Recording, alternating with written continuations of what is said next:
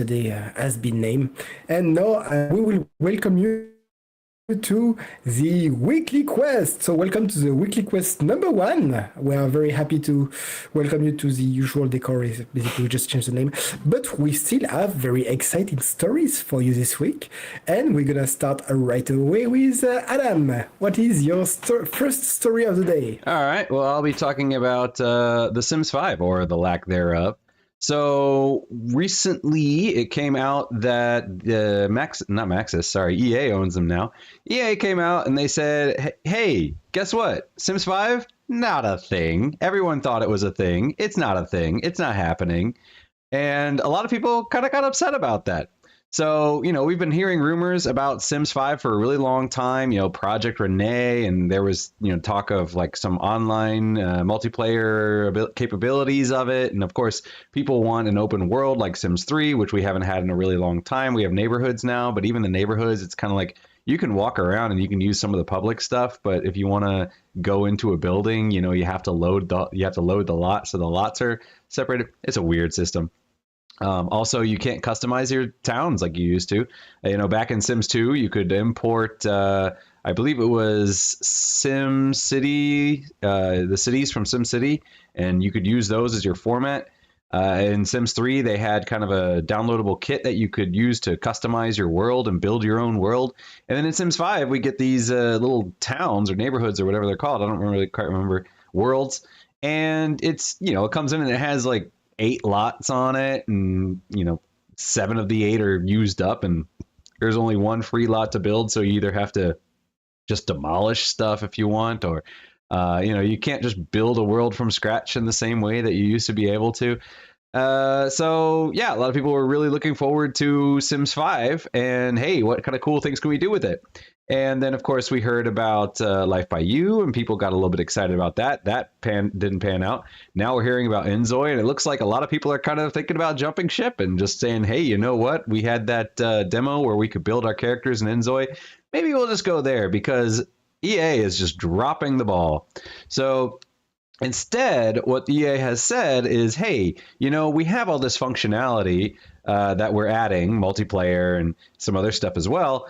Why not just add it to The Sims 4? Why not build The Sims 5? And to a lot of people, that makes absolutely no sense, because what you're going to have to do is you're going to have to just completely revamp the game. And that's just messy. I mean, that's just asking for bugs. Sometimes it's just better to start over and be like, hey, let's build it this way from the ground up, not try to, repurpose something for something it's not originally designed to be. Because again, bugs. But the CEO of I believe EA came out and he said that we're not getting Sims 5, not in the sense that Sims 5 is a replacement for Sims 4. What this means is that we will continue to bring HD simulation experience and what people would want from a 5, but we're not going to start you over, reset your progress, and really feel like you're going to lose all that amazing play you put into 4. So basically what he said was, people have been putting so much into Sims 4, we don't want you guys to lose progress.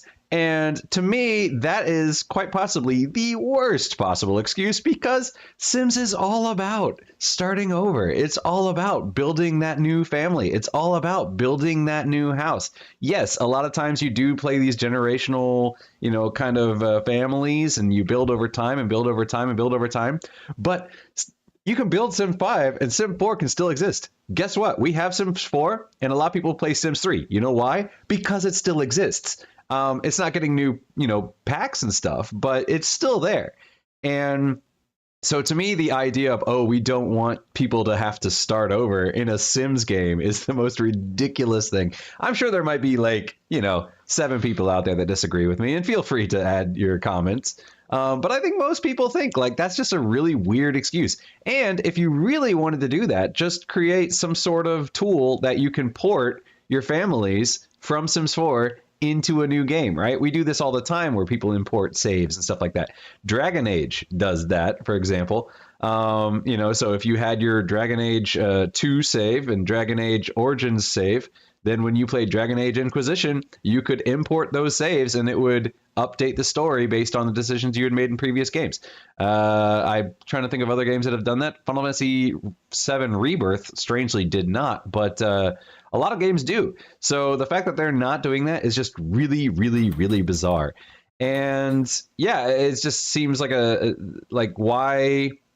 What are you planning on doing on this? The other thing that they're talking about, other than adding multiplayer, which I don't know if that's a good idea or not, maybe it'll be cool, maybe not, I don't know, is they're going to be adding creator kits, which are user created, was it based on user generated content made by players. So if user kits sounds a lot like creation kit, or sorry, they're called creator kits. If creator kits sounds a lot like the creation kit from Fallout, yeah, it's the exact same idea. Let's take things that fans have built and let's sell those things.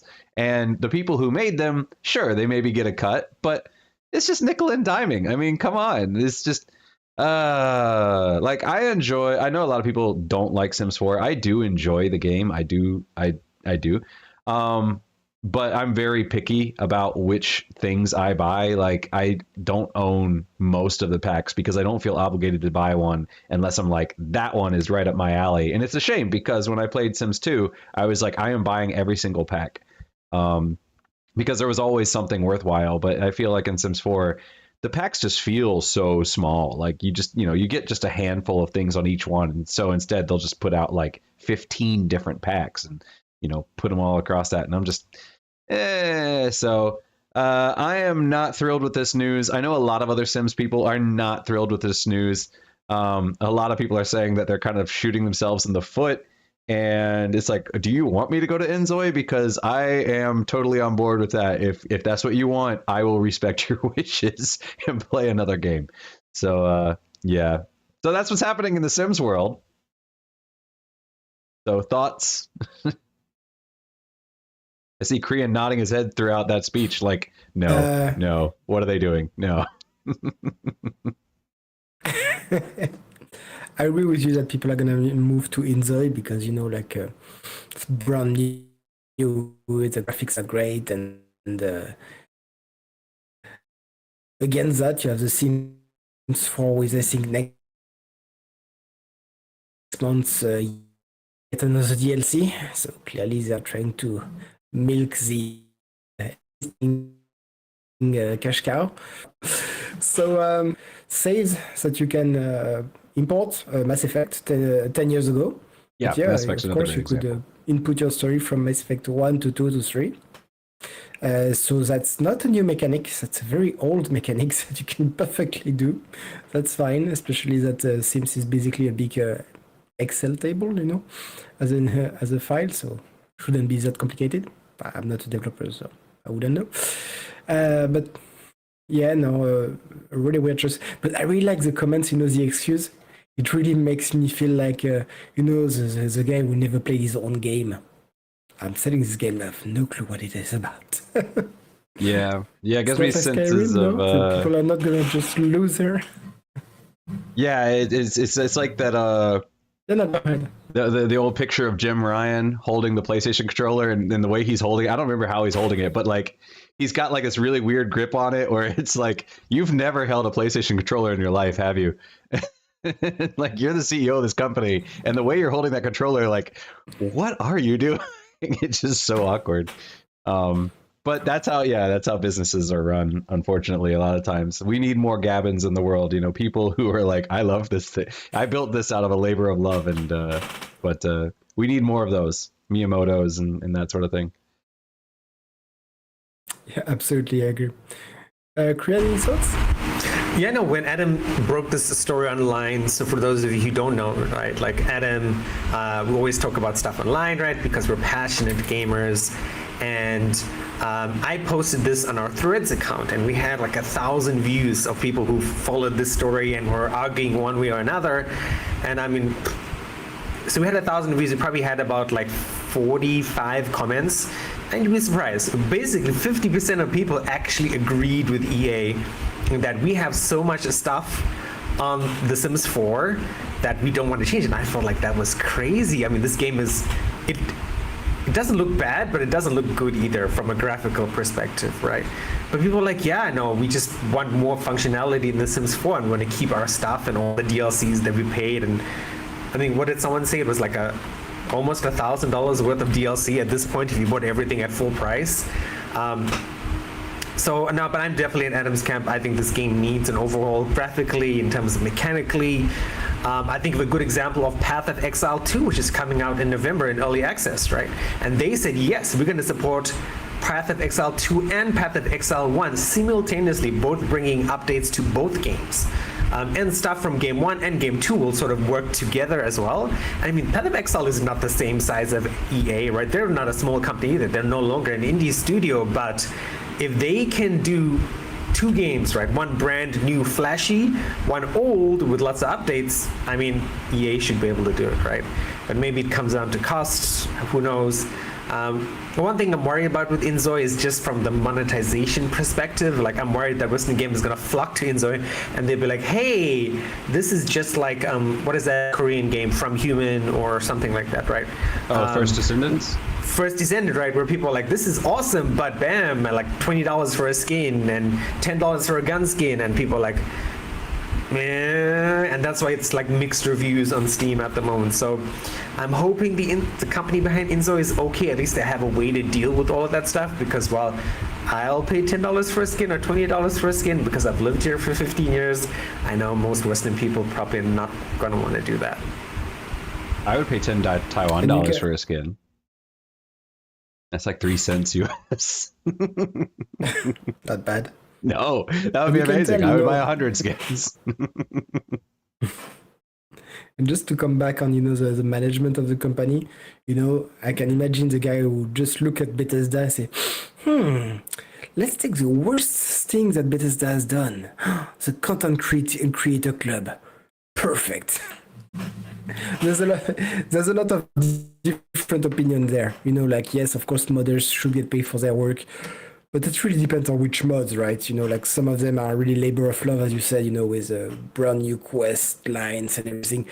Most mods are just a recolor of stuff with very few effort behind. So anyway, that's just one thing that people are always going to be split about. So that's fine. And with all that said, we went a little bit over on this first story, which is great. So let's go straight to Kriyan's first story. So for the sake of time, I'm actually going to talk about my second story first. So if you're around on the internet in the last 7 days, you would have seen the Switch 2 has a new set of leaks. There's been a bit of argument and disagreement and stuff, but basically, we saw these wonderful pictures. We've used them in our videos, like what the Switch 2 is going to look like. And it looks beautiful, it looks different, but apparently that's not what it's going to look like. The Switch 2, according to a leak from a Chinese factory, and a bunch of reporters verified, like, hey, this is the model number, and this model number matches what Nintendo has said, so this is the real thing. The Switch 2 is going to look exactly like the Switch 1. Same configurations for components, same placements of buttons. I mean, of course, the only big difference is that the screen is going to be 8 inches as opposed to 7 inches. And then one thing I was confused about was that the controllers are supposed to be magnetic, like a new scheme, right? As opposed to where the Switch current scheme is like a slide-in and a locking mechanism on your Switch controller. So this is supposed to be different, but looking at the renders of the screenshot, this is the article that I'm referring to is one from Game Rant or somewhere like that, but basically everyone else had the same article, right? And I'm hoping there's going to be a different mechanism, because the way the magnetic mechanism was described was like, this is going to be really cool, it's going to be strongly magnetized, it's not going to be a pain to take out your controllers as before, but looking at that, I'm not 100% sure. So one thing we do have confirmed is that it is 12 gigabytes of GDDR5 RAM, not G, DDR5 RAM. So anyone who knows anything, right, like all computers now, Antoine's computer uses DDR5, and I don't think Adam's does. So me and Adam still use DDR4, which is the old generation. So DDR5 is super fast. To give you an idea, like DDR4 tops out about 3200 when it's overclocked. DDR5 starts at 3200, can go all the way up to like 9 gigahertz, which is like faster than your brain almost. So that is really cool when it comes to that sort of information. So it's got a fast SSD. Now the CPU, we have just a code name, is 𝙎𝙪𝙥𝙪𝙦1. Of course, we don't have anything as clear as like this is an AMD processor, or this is an Intel processor, this is an NVIDIA processor. So the original Switch is an NVIDIA Tegra processor, which of course is 7 years old right now. But it runs well. I mean, my Switch is still going strong. It's still playing stuff, and I'll know on Thursday how Zelda runs. A game I talked about previously, the Plucky Square, is not running too well on the Tegra, but that's unfortunate. And the other thing to talk about as well is it's coming with dual cooling fans and a copper heatsink, again, which is pretty much standard for a computer these days. Most good heatsinks are copper-based. Dual fans are what the Asus ROG Ally has, the new one. So this thing obviously is going to get hot. The engineers and Nintendo have said, yes, it is going to get hot, but we're going to do our best to keep it cool. So I'm wondering how this is going to feel after playing it for an hour or 2 hours of gaming. And I guess the big thing that people were disappointed with, like looking at this leak, is like, hey, this is supposed to be a Switch 2. Like, compare the PS4 to the PS5, right? Like, the look is, it looks good. It looks different, right? Or compare the Xbox 360 to the Xbox Series X or S, right? It looks different. But at the same time, I believe like a week ago, we saw the price leak of someone was saying, yes, this is still going to be $400 for a Switch 2. And I mean, if Nintendo can pull this off, that is impressive, because there is no console that can do what the Switch 2 does at the $400 price point. None, because it's too expensive. So one way I can see this happening is just don't change the design, don't make it look super different, don't come out with crazy colors, and keep it the same. And then you've saved money, right? People can still use the old molds in the factory to produce controllers, to produce the Switch. You're just getting a bigger LCD panel, right? Because we know, well, there's still a debate about whether it's LCD or LED. So it's interesting. I'm a bit worried about if it is the same design, that there's going to be some bad reception to it. That being said, Nintendo fans are Nintendo fans. They're still going to buy it no matter what. This is going to be my purchase next year, because it is only coming out next year. April is what we're told. Fingers crossed that it does come out then, and not just like December of 2025, which would be super late. But yeah, I'd love to hear what you guys think about this. I know Adam's not a big speculator, so I'm looking forward to bringing my thoughts back down to earth. What do you guys think? Yeah, so I want to go first. Okay, well, first of all, if you have a similar design, that means you can reuse your Switch 1 dock, which, would be some kind of retro compatibility. Oh my god, sorry, which would be great.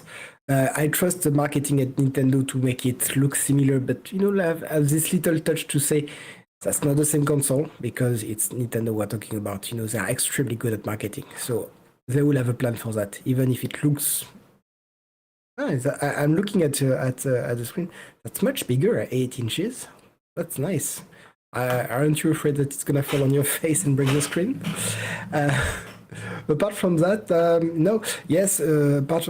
Just on the subject of leak, Nintendo really need to be careful of the leaks, right? I don't know if you saw, but like Tears of the Kingdom got leaked a week before it was released officially. Same this week on Zelda. Zelda, the ROM of Zelda came out a week before the official release. Nintendo really need to rein in these leaks. But apart from that, yeah, that's it for me. Yeah, for me, just looking at it, I'm assuming these are the same leaks that are on Reddit, so I just real quickly downloaded the pictures and posted it. The screen itself looking good. What gets me is the Joy-Cons look a little odd. I mean, they're a lot bigger, and the right and left Joy-Cons are not, they're not normal. They're not equal in the way, like, for instance, if you're using the left Joy-Con, your analog stick is on the left and your buttons are in the middle. But if you're using the right Joy-Con, your analog stick is in the middle and your buttons are on the right. So depending on, if you want to play like 2-player games like Mario Kart and everybody get, 2 people take a Joy-Con, your hands are actually holding them differently depending on whether you're using the right or left one. But they have this new trigger on the back, and it's weird because the trigger is actually, it's not on the top, it's facing inside. So I mean, you'd have to curl your finger around. So I'm assuming they still have 1 and 2 on top. So I'm assuming you're not supposed to use that one in the regular, because otherwise you'd have to curl your finger it's in a really weird position. So I'm assuming that's only there for if you're using it in kind of the horizontal configuration. But then again, if you're using that, depending on if you're using the right or the left, you're pressing that trigger with either your right hand or your left hand. So depending on which side you're using as a controller, you actually have different controls. So for me, I'm like, that's a really odd design choice to make it that depending on which one you're using, you're actually having a different control scheme based on whether you're using the right, you know what I mean? Like if I'm always playing on the left and my brother's always playing on the right, and then I play my friend and he always plays on the left and his brother plays on the right. So now we're both used to playing on the left, but one of us is going to have to play with the right. It's going to be an awkward thing. I don't know how often people do that. I don't know how often people, will dispense out the different controllers to different people. I'm assuming that that's actually not super common, because I'm assuming when people usually play games like Mario Kart, most of the time it's probably online, or they're probably using, like a Switch Pro controller and somebody else is using the 2 Joy-Cons put together or something. But for me, it's an odd design choice, and I'm really curious to see how well that's going to be received and or utilized. So, but yeah, otherwise, I mean, for bang for your buck, definitely a good deal. And if it's backwards compatible, I might finally be like, hey, you know what? This is a good reason for me to get a launch Switch 2, because I never had a Switch, and now I get to play all the new games, and I have this instant library available to me. I have to buy the games, obviously, but I suddenly gain access to a bunch of games that I didn't have access to previously. So I'm excited about it. A little confused, but looking forward to seeing where this goes. All right, thanks, lads. And I'm gonna finish this first round with my first story, and we're gonna talk about Palworld. So it's yes, surprising and not, because we're all expecting Nintendo to sue Palworld. And at the same time, there's like how many mobile game or like cheap Pokemon you have, on your phone or something. Why Palworld more than others? Because it's like we saw like last week or 2 weeks ago. Well, because Palworld is in the top 5 of the most earner of 2024, and they are making a lot of business. Of course, Palworld is not just Pokemon, because they have this base building mechanics that Pokemon doesn't have, but in the principle of capturing creature and everything, yes, it's clearly a knockoff of Pokemon. So why Nintendo waited all this time, to sue them, to sue Pocketpair, is kind of a wonder. So let's put it here. I'm not a lawyer, right? I'm a gamer like all of you. My understanding is that if Nintendo went and sued Pocketpair on the look of the monsters alone, they were not sure to win, basically. And from what I understand, if Nintendo starts suing right now, it's because they are sure to win. What they are suing for, though, is nothing to do with the... Looks like we're getting a little bit of lag on Korean. From what I get, that's not Korean. Antoine.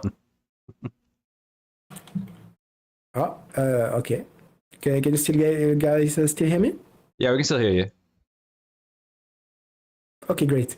So yes, patent infringement. Apparently, so the lawyers, let me just get it straight. It's Nintendo and the Pokemon Company have filed a patent infringement lawsuit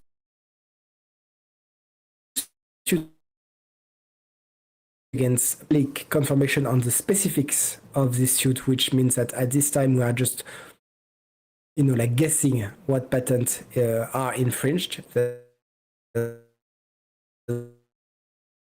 More than one, but patent on the throwing of the Pokeballs, basically.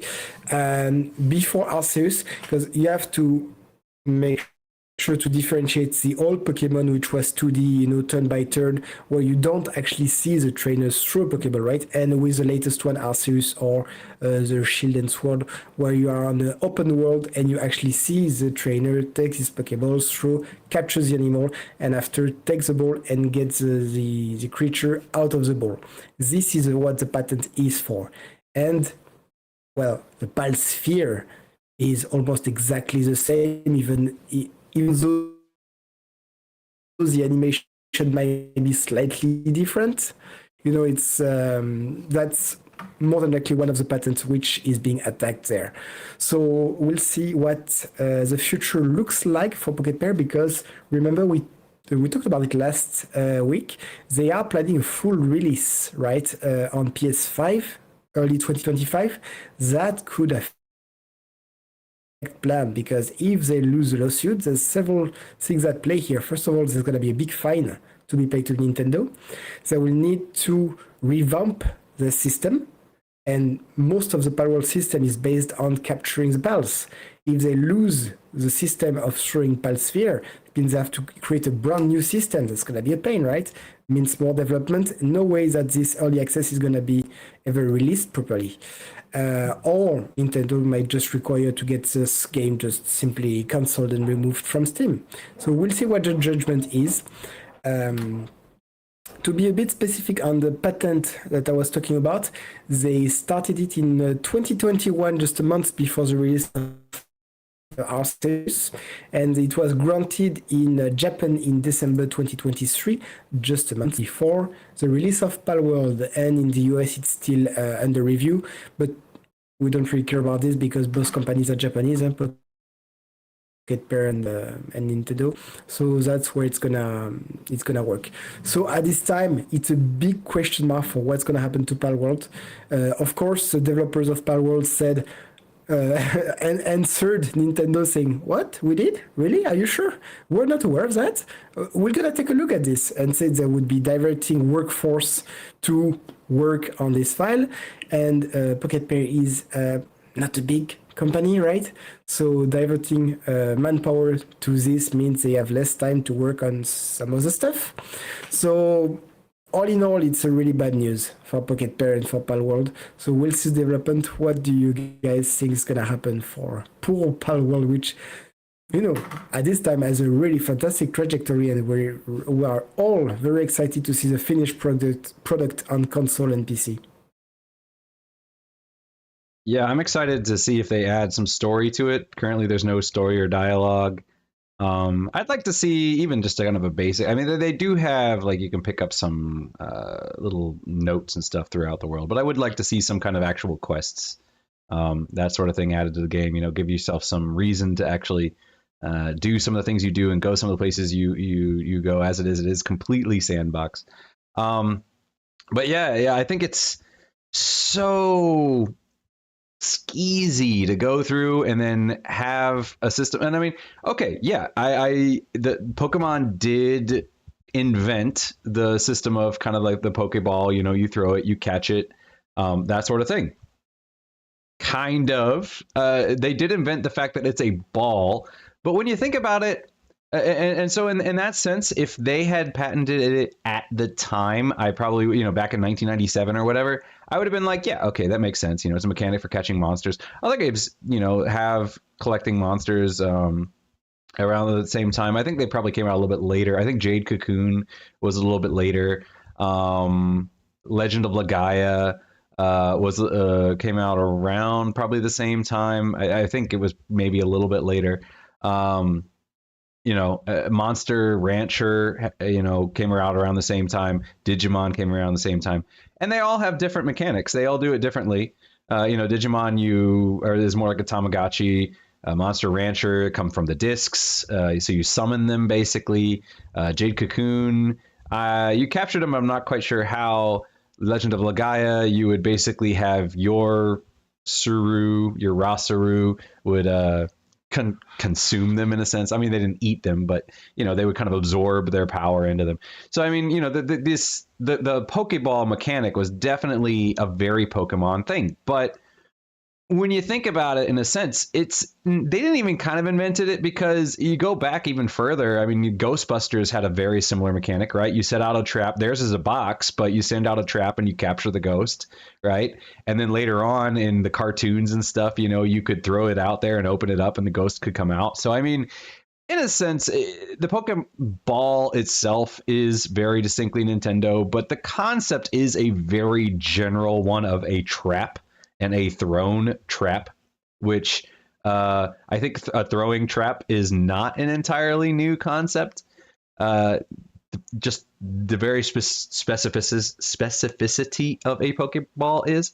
But at the same time, so I think if they had patented it back then, they'd have a case. But the fact that they went back and patented it after Pal World came out, I think it was kind of like, oh, we have this idea. And that just to me sounds sketchy, to be able to retroactively patent something and then go after somebody else for using it, if that is what it is. I mean, they haven't confirmed what patent it is, and that was very telling when it immediately came out. A lot of people, myself included, jumped on the fact that, hey, they're suing for patent infringement, not copyright infringement, which is what everybody was expecting. So what are they patenting here? So I do think that's a very kind of sketchy thing. And I do think that's very dangerous for the gaming industry as a whole. Like we were talking about, like the Nemesis system and how that got patented. And a lot of people loved the Nemesis system, and now nobody can use it because, or you'd have to find some way around it to make it work. And, it's just, I think it's really sketchy. And I think it's actually really detrimental to the gaming industry, because gaming is an evolutionary thing. You're standing on the shoulders of giants and then building on that. And it's always about the community and about collaboration and about, trying to find better ways to do things. That's why Pal World got so popular. It was Pokemon with guns, right? You're taking this idea and you're building on it and coming up with something creative and new and exciting. If you're having to go back and reinvent the wheel every time because somebody, patented the old wheel, and now you have to start over and come up with completely new mechanics, I don't think that's good for gaming. I don't think that's good for any kind of industry. Like it'd be like if I don't know, Ford or somebody came along and patented the steering wheel, and they're like, okay, nobody can use steering wheels from now on. All the other cars are going to have to find some other way to control themselves. They have to use joysticks or something. That would not be good for the automobile industry at all. That would be horrible. And I think this is very similar to that. The fact that they can go back retroactively and do it. Had they done it from the beginning, had whoever the first car makers were patented the steering wheel and everyone else had to find other ways to do it and get around it, it wouldn't be a problem, because we wouldn't be using steering wheels, right? We'd be using some other method that was, more universally accepted. That's kind of the whole idea with like Tesla or Gogoro here in Taiwan, right? Creating batteries that, we don't want only our brand to use it. We want everybody's brand to use our batteries, right? That's good for us. That's good for the industry as a whole. Then we can focus on not building cars, or we can focus on not building, scooters. We can just focus on building batteries and then let other people design scooters. And I think that's a great thing. So yeah, I'm really hoping that this does not go through and Nintendo does not win a patent like this, because I don't think it's going to be good. And it's just going to, if it does work, it's just going to encourage other companies to go through and be like, hey, what can we patent? What ideas did we come up with that we can cash in on and make sure other people can't do it? And I think it's just going to become like the Wild West of, if Nintendo wins, I think it's going to become the Wild West of people trying to, get these patents, and not only just because they want to make money off of it, but I think a lot of people too are just going to do it to cover their own ass, right? They're going to be like, I don't want to get sued down the line. I better patent this thing now to get rid of to make sure that somebody in the future isn't suing me for using this mechanic. So yeah, that said, if Pocketpair needs a new idea, I know it would create an entire overhaul of the game. But you know what? Nobody's using net launchers as a mechanic for capturing monsters. Why don't we just get net launchers, right? We use those on criminals all the time. I think that would be a fun way to do it. You know, get this little net launcher, shoot out a net, catch things. Go ahead and use that mechanic. I'm not going to copyright it. So if worse comes to worse, there are ways around it where your game can still work without the ball mechanic. But yeah. Yeah, so just change the asset basically would solve the problem. Yeah, just change the way it looks. Perfect. Krian, any thoughts about this? No, all good. Oh, good. No, I agree with you. And just to confirm right with you, indeed, they got the patent in December 2023, so before Palworld was released. So they had all the time in the world. I heard that they applied after Palworld. it released. No, they applied to this specific patent, right? That was a month before Arceus came out to patent this, like for their first open world Pokemon. So it was in 2021 that they applied for it, and they got approved in 2023, and US still pending. So, but still, they could have sued them right away, right, when it came out, but they waited. So I don't know if there's legal time to build a case or something. Again, I'm not a lawyer, so if you're a lawyer on gaming industry and you want to explain this to us, you are very welcome to come to the weekly quest. We are very happy to invite you. But at this time, we're just gonna make supposition, and if you have any good supposition, or if you know and you don't want to come to the show because it's a bit you're in Europe and it's too late for you, put it in the comment. We'll be happy to review that with you.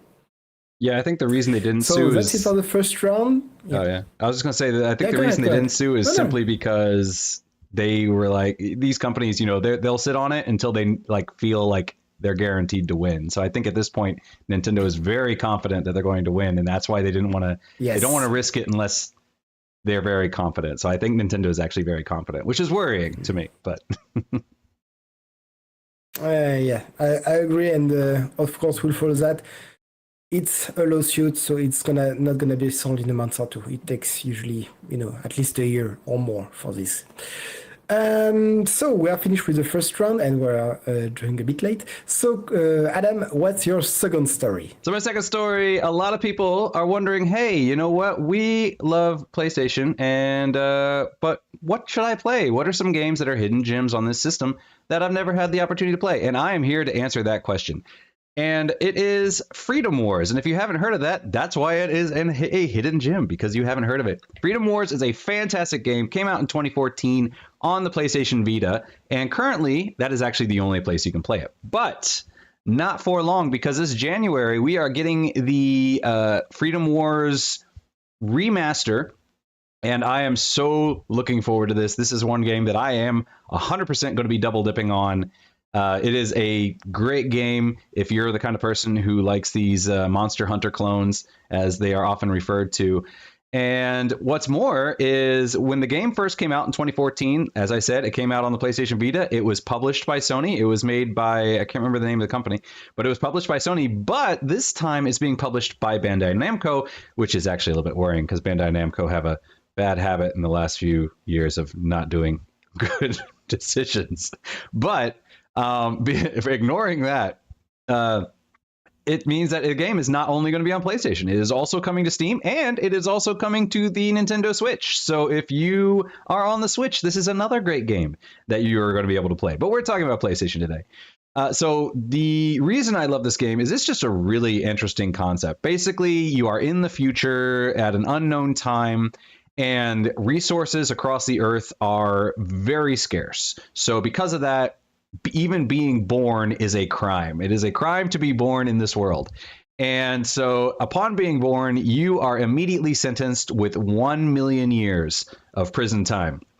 But don't worry, because what you can do is you can work off your sentence. So what happens is people are born into what's called a panopticon. And if you need to look it up, feel free to do that. But a panopticon is basically a prison design where you have a tower or something in the middle and all the prison cells are around it. So at any given point, you're never sure when you are and when you are not being observed. You can be observed at any point. And so the idea is because there's always that potential to be observed, people are going to behave themselves whether they're actually being observed or not. That way you can have a minimal number of guards guarding over a maximum number of inmates, because again, you never know when you are the focus of attention. A lot of countries these days are referred to as panopticons sometimes. Not going to name names, just to the west of us. Anyway, so because of this, you work off your sentence and you are granted certain liberties to be allowed to do this. One thing that you get is called a thorn. It's basically this big thing on your arm. It's kind of like a big vine looking thing. It's big and spiky. There are 3 different kinds. You have your attack thorn, you have your healing thorn, and your support thorn. Support thorns will shield people. The healing thorns obviously heal people. And the attack thorns can be used as traps. People are seen as a resource, especially people who have contributed enough to society that they've worked off their sentence, basically meaning that instead of being a net negative to society because you're consuming resources, you are now a net positive to society because you are contributing more than you are, siphoning off of the system. So citizens are extremely important. A lot of missions are going to be rescue missions where you are rescuing citizens. Other panopticons are trying to capture your citizens because they are worthwhile individuals, and having citizens will benefit you more than will benefit you more. So they have these giant robots. They're called abductors. They capture people. They store them inside. They look like these big kind of mech things, and that's where the monster hunter elements come in. You fight these giant things. You can use your thorn as a grappling hook to get around the level. You can kind of Spider-Man wherever you want, or grab onto an abductor. You can cut off the limbs of abductors. You can get it at the shoulder and cut an arm off, and and all that. Super exciting.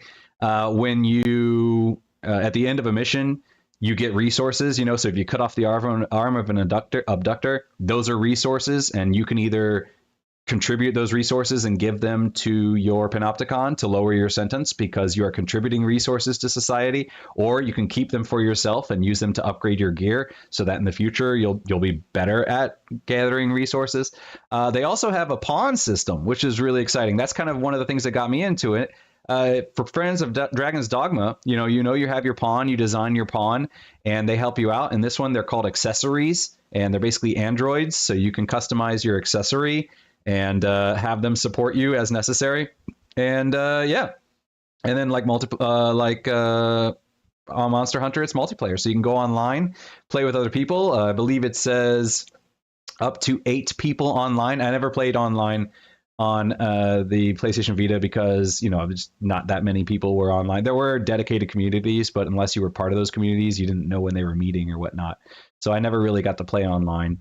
But hopefully now that it's getting a remaster, and hopefully the fact that it's going to be released on PS4, PS5, Switch, and Steam, I'm really hoping we get crossplay, because that would really be a huge boon to online play. So I am really excited about this game. You can probably tell because I'm talking a mile a minute and I got this huge grin on my face, but super excited. Coming out January 10th in the West. I believe it's January 9th in Japan, and January 10th everywhere else. So looking forward to it. If you're looking for a hidden gem on the PlayStation, this is definitely one to check out. And as you heard, he said this game has element of Monster Hunter and Dragon's Dogma and never got patent sued. And never a patent sued. Yeah, exactly. Well,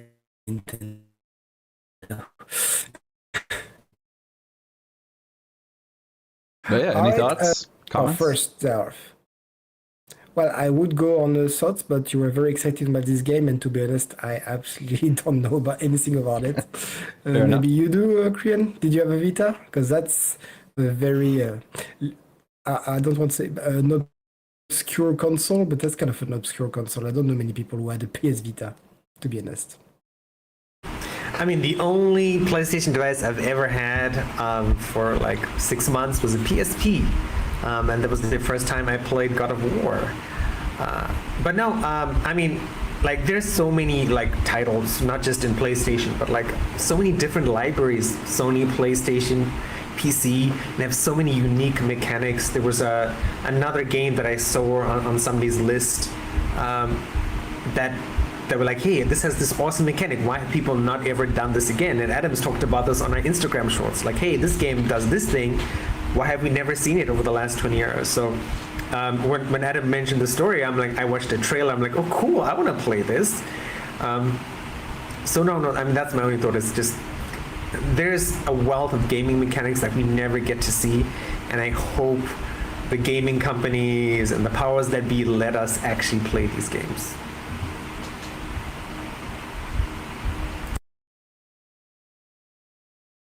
Perfect. All right, let's move on to your second and first story, Crane, if that's okay with you. Anton, I think you should do your story, and then we should do the IE shorts because we are running a bit on time. A bit late? Okay, fair enough.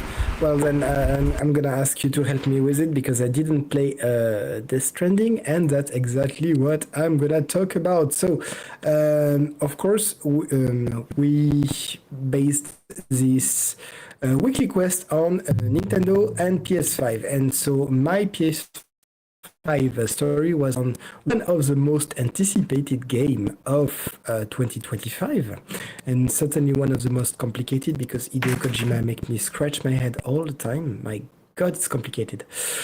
And it is Death Stranding 2, which we got a trailer at the beginning of the year in one of the convention, and 10-minute trailer, 10 minutes, you have the time to release a lot of elements of the story, and then I had to look at it twice and read so many series and stuff.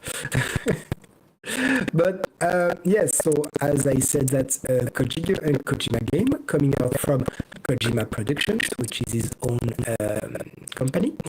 Coming out in 2025, we don't know exactly when yet, but that's going to be, of course, an exclusive to PS5, or at least it should be, and it will run on an engine called Decima. I don't know this engine, but as we know from the Stranding 1, it is beautifully complicated too.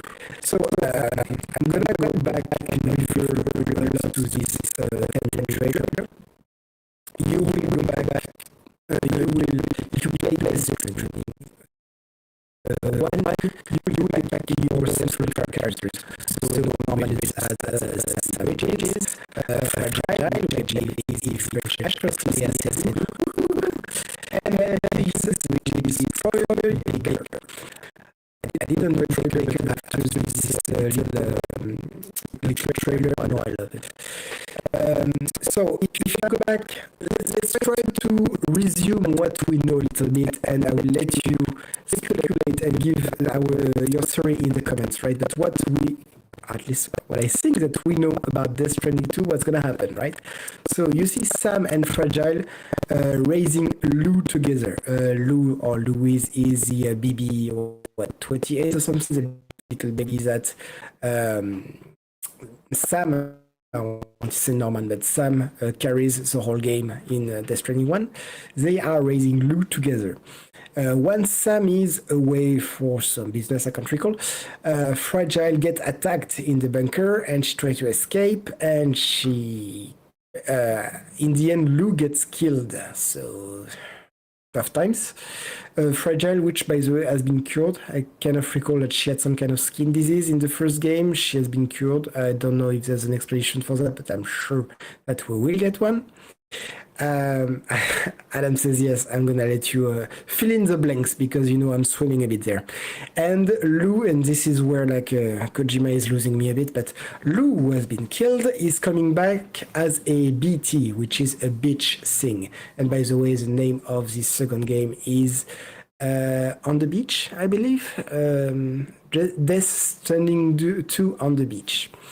So Lou emerges as a BT and go back to his old BB pod. So that's the reason why you will see Sam with his old pod on the stomach. That's the reason. As you recall, in the first game, so Sam's job was to extend the network across all the new America, the UCA, I can't recall what the UCA was, United something of America. Anyway, and because of this, now humans literally don't need to walk anywhere. Androids are the new human porters. So the whole network is covered by bots, and they handle deliveries. So Sam is not really needed anymore.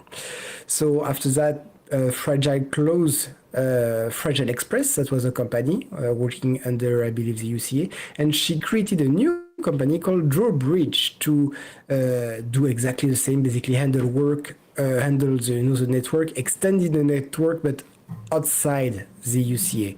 So I believe they talk maybe about Mexico in this game. They talk about Canada too. Or maybe Canada, that'd be fun. Anyway, some other place which are not connected by the network.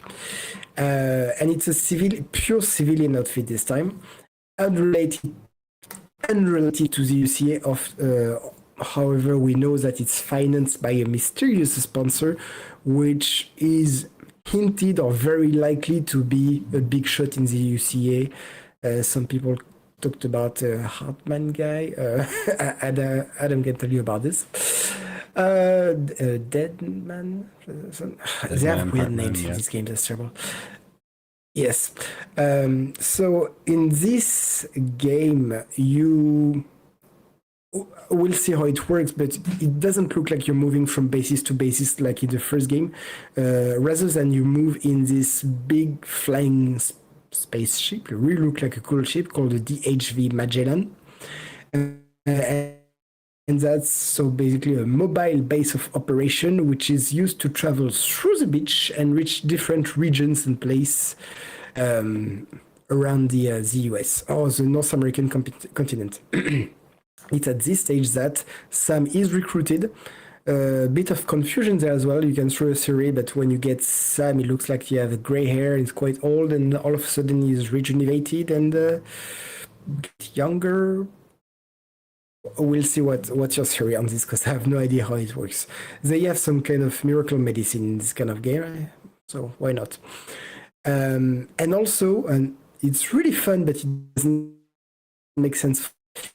He's taking a little puppet, this big 𝙂𝙖𝙢𝙚𝙧𝙩 puppet, which is really cool. I don't know how it works, but I really like the concept that he attached to his leg, and is gonna be your annoying companion for when you start connecting regions. And the game starts getting complicated when Higgs. So honestly, I can't remember. I saw Adam actually playing Death Stranding. It's just I can't remember who Higgs was, but clearly he died and came back from the beach. And he's carried around in style in a coffin by his droids, which I find it pretty cool. And it's even cooler the fact that he has some kind of weaponized guitar who shoots lightning like he's a noise marine from Warhammer. This is pretty cool. And you can use it as a axe/sword as well. That's great. That looks nice. In this whole intro, so Sam is captured. That's the sign, the scene of the trailer where Sam is captured by Higgs, and is saved by an android, which I don't know, giggle like a kid. So that's where I saw some people saying this droid is Lou. So the baby BB stuff makes no sense, but fair enough. So you have this big android, samurai android fighting with this guy with an electric guitar. I'm all for it. That's fantastic. It makes no sense, but go ahead, Hideo. And there he drops the thing, like Sam wants to know who killed Lou, right? And Higgs saying, wow, you still don't know that? My God, you're so in the dark, basically. And so he's being saved. And so that's where Sam and Fragile are gonna start looking for information, right? Because the kids they were raising has been killed. So of course I would be curious in their place. And that's basically where I kind of left after Sam during his travel find a chrysalis with the character of Elle Fanning, which in the trailer you see her with really weird white black tar or threads coming out of her body, like she's levitating, like she's in need of an exorcism. again really weird, but that's connected to the beach or something like this. Maybe you can tell me more about this. And yes, so I don't know how she's gonna fit into this story, but I saw some theories that she could be a grown-up Lou, so the kid was been killed at the beginning, or she could be a BT of the daughter of Sam, who apparently was killed around this age. So a lot of theories going around. I want to see yours because I don't get the lore and I like the lore, so please make me understand. Basically, that's what I'm saying. So Alan, do you have anything to add to this? Yeah, Really surprising but fun. Yeah, if she is a BT of his daughter, Lou, I'm pretty sure his original daughter was named Lou, and that's why he named the baby Lou was after his daughter. So it could be both. Yeah, Lou is not a BT. Lou was a BB. A BT, a beached thing, are those like ghostly things. So yeah. So, but I didn't realize that Lou had died. I thought Lou had been captured. Maybe I misunderstood, but maybe she did die. But yeah, the thing with the aging is in the first game you have what's called timefall. There's these things called chiral crystals, which are in the atmosphere, and they get into the rain. And if the rain touches you, it causes time to pass extremely quickly. Fragile was basically given an ultimatum where she could allow a city to be nuked, or she could stop the nuke. But in order to do it, she would have to, she would have to run through the rain. So they covered her face with like a bag, and she had to run through the rain, and her body aged, but her head did not. So that was what her skin condition was basically her body was that of an 80-year-old woman while her face was her actual age. So they've clearly found a way to cure that. As to why Sam is older, who knows? Maybe they found a cure for aging in general, and maybe this is just way in the future. I'm kind of the same. I was of the impression that Elle Fanning was Lou, and that Lou had been captured or kidnapped, and that she was Lou from years and years and years later. But I may be wrong there. That was just my theory from the very first trailer that we saw. But yeah, super excited about this. The UCA is the United Cities of America, because of the beaching or the events. I don't remember what they called it off the top of my head, but because of that, basically there are and that's part of the reason why you need to connect. There are no, like everybody's living in these little pockets of humanity. So we don't have states as a whole, right? You have a city here, and then it's just nothing until the next city. So they're the United Cities, not the United States anymore. But yeah, I'm super, super jazzed for Death Stranding 2. I loved the first one. It was so good. It was a walking simulator in a lot of ways, but that walking was very purposeful. And so for me, it was just really great. Super hyped for Death Stranding 2. So, and as far as exclusivity, it should be on PC at some point. I mean, the original one came to PC, so I would 100% expect this to show up on PC at some point. Oh, and you were talking about the Decima engine. That is actually the Horizon Forbidden West, Horizon Zero Dawn engine made by Guerrilla Games. So when Sony made Death Stranding 2, that was part of the deal. Is they were like, hey, Kojima, do you need because he'd used the Fox engine prior to that, and they're like, well, we have this beautiful engine here. Would you like to use it? And he was like, yeah, sure, I'll try it out. So to my knowledge, the only games that currently use it are the Horizon games and Death Stranding. There might be a few others, but a very good engine. So yeah, so definitely looking forward. Adam is always so well informed. I just care about things.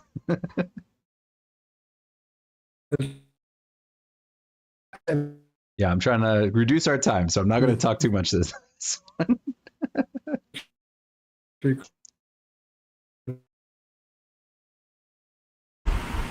think Antoine is frozen. Possibly. All right. So I guess I get to pick which question I want first. Oh, there he goes. I keep it's on this. Oh, you damn internet. You didn't hear me? Yeah, we can hear you. Yes, but you're breaking up. Yeah. Okay. Oh, you're back to normal now. So I was just asking Queen. Fair enough. I was just asking Korean if you had any thoughts before we jump into the Reddit questions. Nope. Let's go straight into the Reddit questions. All right, I'll let Antoine go first. Question 2, excited? Oh, okay, straight away. That's a no. I go first before I freeze again? Okay. Then I'm gonna do the game with the best introduction. And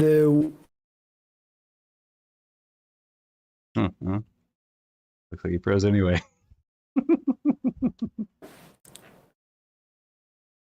There we go.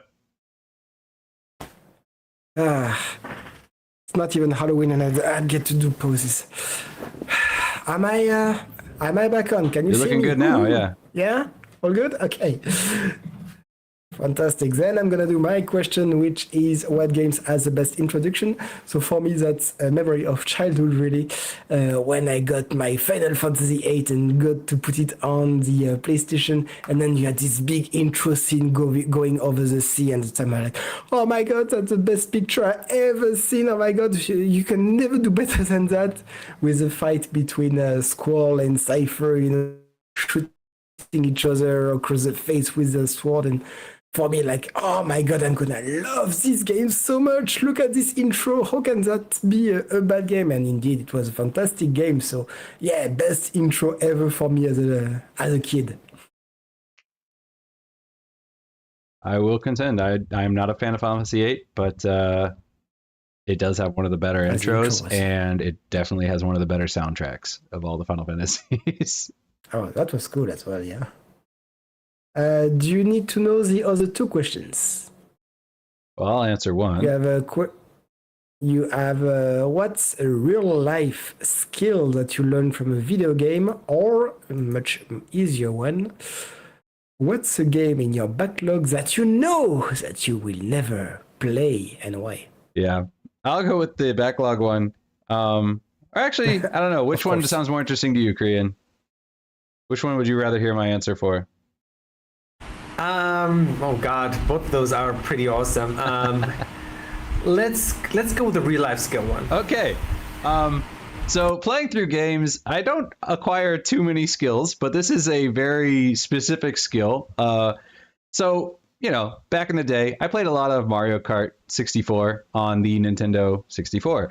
And then one day we came here to Taiwan, and we did kind of like a weekend thing. And we were like, oh, hey, one of the secretaries, her uncle owns like a go-karting track. So we went to the go-karting track, and we're going around it. And it's not like a circle. It's like a whole track thing, right? It's got lots of loops and stuff. And I was sitting there thinking, like, I remember playing a lot of Mario Kart 64. I wonder if I can drift.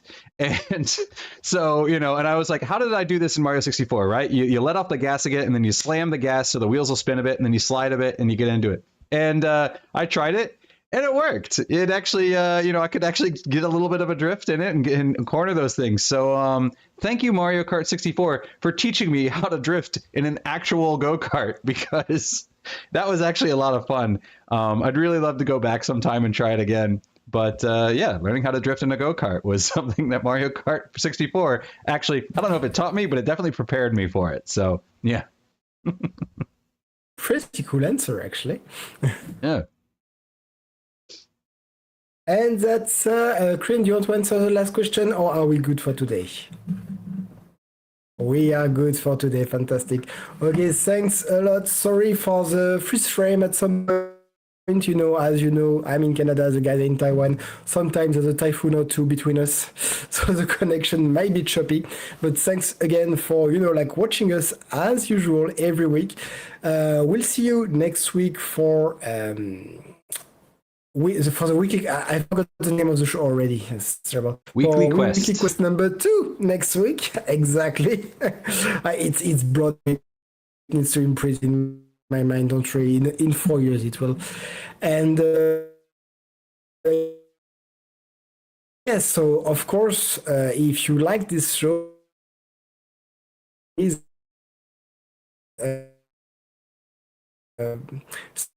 Subscribe, share, like, those stuff. You're fantastic. So thank you very much for helping us, and we'll see you next week.